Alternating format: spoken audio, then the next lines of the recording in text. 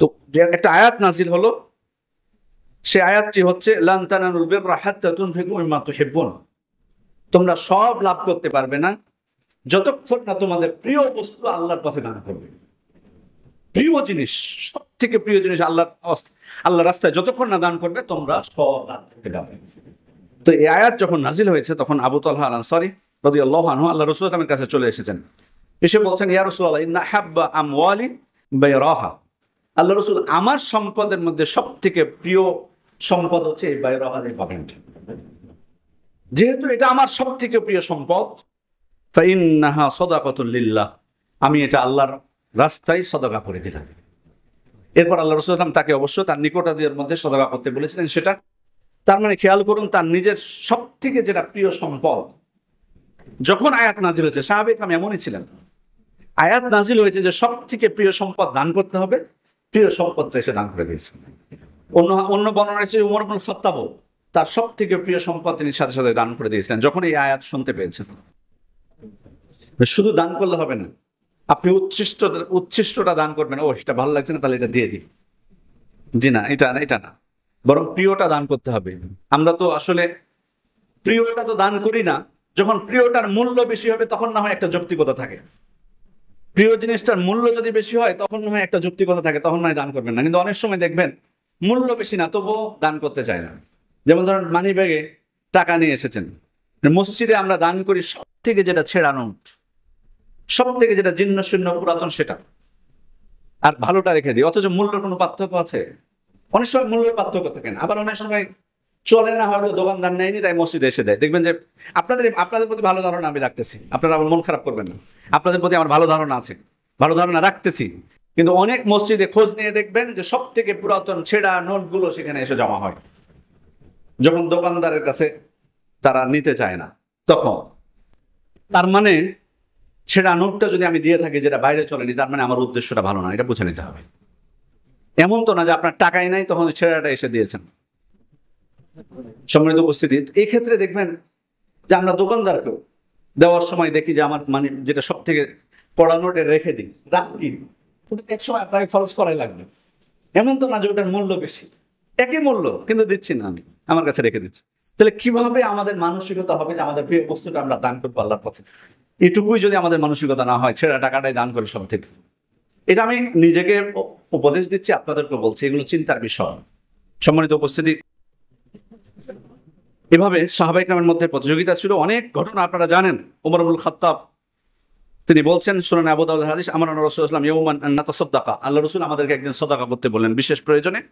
ফাওয়াফাকা যালিকা Malan ইনদি, ওই দিন আমার কাছে কিছু টাকা পয়সা ছিল, সম্পদ ছিল, মিলেও গেল। তিনিও দান করতে বলেছেন আর আমার কাছে ছিল সেদিন আমি ভাবলাম কি, ফাকুলতুল ইয়াউম আসবিকু আবু বকর, আজকে আমার সুযোগ এসেছে, আমার কাছে যেহেতু কিছু টাকা পয়সা আছে, আজকে আমি আবু বকর রাদিয়াল্লাহু ফেল করাবো, তার অগ্রগামী হব, তার থেকে আমি অগ্রসর হব, তিনি সব ক্ষেত্রে আমার থেকে বেশি অগ্রসর হয়ে যাবেন। এক্ষেত্রে প্রতিযোগিতা কিন্তু জায়েজ, ভালো, এটা বরং নেকির কাজের প্রতিযোগিতা জায়েজ, এটা কিন্তু বিদ্বেষ না, হিংসা না। আপনি যদি অন্য ধ্বংস কামনা করেন, খারাপ কামনা করেন, এটা হিংসা বিদ্বেষ। কিন্তু আপনি যদি তার থেকে ভালোটা করতে চান, এটা ভালো দিক। তিনি বলছেন যে আজকে আমি আবু বকর রাদিয়াল্লাহু থেকে অগ্রসর হব। তো উনি কি করলেন, উনি অর্ধেক সম্পদ যত ছিল তার অর্ধেক নিয়ে চলে এসেছেন। আল্লাহ রাসূল বললেন, মা আবকাইতা লিহালিক, তোমার পরিবারের জন্য কিছু রেখে এসেছো? বললেন, কুলতু মিসলাহু, বললেন যে হ্যাঁ, এর অনুরূপ আছে। এবার আবু বকর রাদিয়াল্লাহু তার সবকিছু নিয়ে চলে এসেছেন, সবকিছু।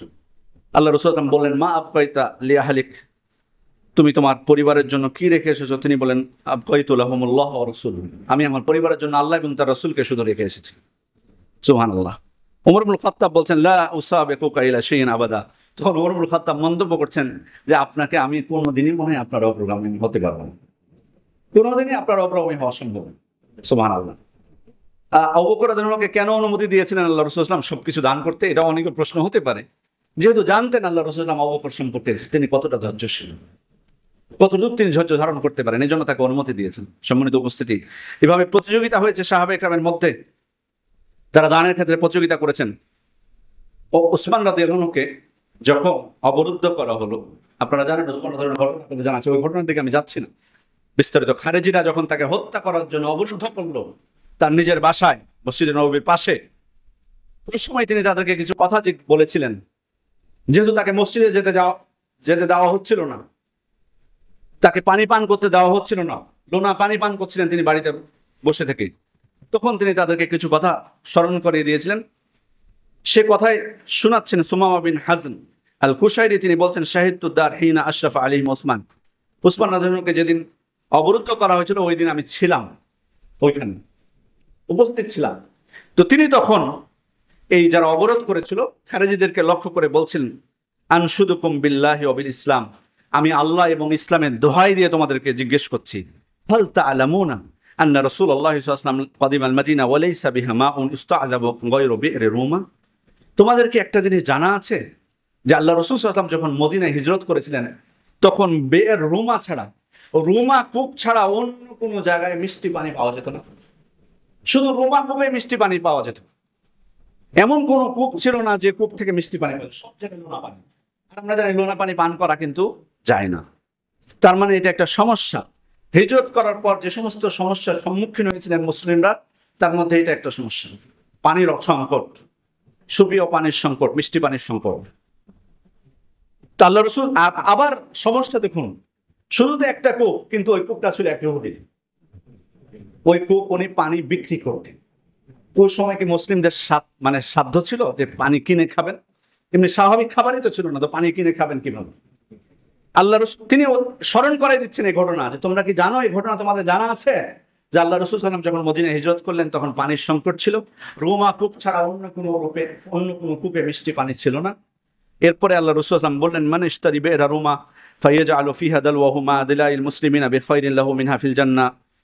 তোমাদের মধ্যে কে আছো যে এই রুমা কূপটা ক্রয় করবা, ক্রয় করে নিজের বালতির সাথে সমস্ত মুসলিমদের বালতি সেখানে রাখতে দিবা, মানে সমস্ত মুসলিমদের জন্য তোমরা সেটা অফ করে দিবা। কেউ কি আছো যে কূপটা ক্রয় করতে পারো? কূপটা ক্রয় করে সমস্ত মুসলিমদের জন্য অফ করে দিবা, দান করে দিবা। যদি করো তাহলে জান্নাতে এর থেকে উত্তম কিছু তোমরা পাবা। আল্লাহ রাসূল সাল্লাল্লাহু আলাইহি ওয়াসাল্লাম যখন বললেন এই কথা, তখন ওসমান রাদিয়াল্লাহু আনহু বলছেন, এবার ঘটনা শোনাচ্ছেন, ফাশতারাইতুহা মিন সুলবি মালি, এরপর আমার নিজের টাকা দিয়ে কূপটা আমি ক্রয় করেছি। ফাজাআলতু দালবি ফিহা মা দিলাইল মুসলিমিন, এরপর শুধু আমি ভোগ করিনি, সমস্ত মুসলিমদের জন্য সেটা অফ করে দিয়েছি। এবং সেই কূপ কিন্তু এখনো আছে। আপনারা যারা মদিনায় গেছেন দেখেছেন বি'r উসমান, সেই কূপ এখনো চলমান, অফ করেছিলেন তিনি সেটা। এই যে এটাকে সাদাকা জারিয়া বলে, সাদাকা জারিয়ার উদাহরণ দেখুন, সে কত যুগ আগে, 1450 বছর আগে অফ করে গেছেন, সেটা নেকি এখনো কিন্তু তিনি পাচ্ছেন। কারণ সেই কূপটা সম্ভবত এখন পানি সম্পদ মন্ত্রণালয়ের অধীনে আছে, সেখান থেকে বিভিন্ন খেজুর বাগানগুলোতে পানি দেওয়া হয়। তাহলে উসমান রাদিয়াল্লাহু আনহু সেটাই তাদেরকে স্মরণ করে দিচ্ছেন যে এরপর আমার নিজের টাকা দিয়ে আমি সেটা কূপটা ক্রয় করে সমস্ত মুসলিমদের জন্য সেটাকে আমি অফ করে দিয়েছিলাম। ওয়া আনতুমুল ইয়াউমা তামনাউনি মিনাশ শুরবি মিনহা হাত্তা আশরাবা মিন মাইল বাহার, আর আজকে তোমরা ওই কূপের পানি পান করতে আমাকে বাধা দিচ্ছ। আমি বাড়িতে বসে লোনা পানি পান করতে হচ্ছে, আমাকে লবণাক্ত পানি পান করতে হচ্ছে, ওই কূপ থেকে আমরা বাধা দিচ্ছ আজকে তোমরা আমাকে। এরপর তিনি তাদেরকে আরো স্মরণ করাই দিলেন, আনশুদুকুম বিল্লাহি ওয়াল ইসলাম হাল তা'লামুনা আন্নী জাহাজতু জাইশাল উসরা মিন মালি, তোমরা কি জানো তাবুকের যুদ্ধের সময় অর্থনৈতিক সংকট ছিল, ওই সময় আমি মুজাহিদদের অস্ত্র শস্ত্র সরঞ্জাম দামি সব কিনে দিয়েছিলাম। এরপর আরো তারা উসমান রাদিয়াল্লাহু আনহু জিজ্ঞেস করছিলেন, তারা কিন্তু সাক্ষ্য দিচ্ছিল যে হ্যাঁ আমরা জানি, এটা আমরা সাক্ষ্য দিচ্ছি, আমরা জানি, তারা স্বীকার করছিল। এরপরে তিনি আরো স্মরণ করাই দিলেন, হাল তা'লামুনা, এই জিনিসটা আপনারা আরো ভালো করে শুনবেন, আন্নাল মসজিদে দাকা বিআহলিহি, তোমরা কি জানো মসজিদে জায়গা হচ্ছিল না মানুষদের।